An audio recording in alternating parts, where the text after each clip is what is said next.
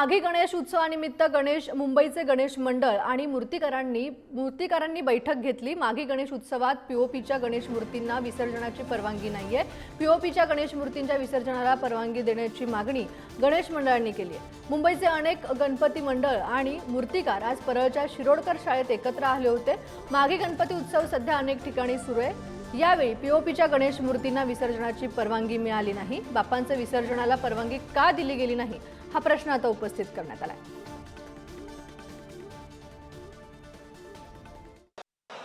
एकीकडे खऱ्या अर्थानं माघी गणेश उत्सव सुरू आहे, त्या गणपतीचं विसर्जन काही ठिकाणी होत नाहीये।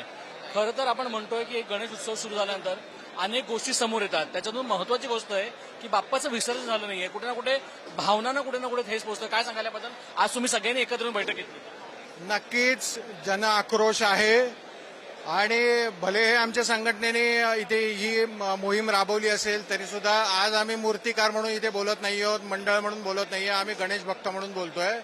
आमची ही भावना आहे की आमचा बाप्पा आहे तो वेळेवर विसर्जन झाला पाहिजे। तुम्ही तुमचे जे हे आदेश दिलेले आहेत त्याच्या अगोदर ह्या संघटनांना समितींना एकत्र घेऊन त्यांचे विचार घेऊन मग हा निर्णय घ्यायला पाहिजे होता। तर तो न घेता डायरेक्टली हा निर्णय तुम्ही राबवलाय। ही दडपशाही बंद करा। हे तुमचंच सरकार आहे, हे आमचंच सरकार आहे। आम्हीच तुम्हाला त्या खुर्चीवर बसवलेलं आहे। तुम्हीच ह्याची ग्वाही दिली होती की पीओपी बंद करणार नाही, आम्ही तुम्हाला दिलासा देऊ। तर ही अचानक कारवाई का? आणि ह्याची संपूर्ण जिम्मेदारी ही मुख्यमंत्र्यांवर जाते। मागच्या वेळी माननीय एकनाथजी शिंदे साहेबांना आम्ही हा विषय सांगितला होता, त्यांनी बरोबर कार्यक्रम करून आमच्या कुठच्याही सणावर कुठचंही वावटा यायला दिलं नाही।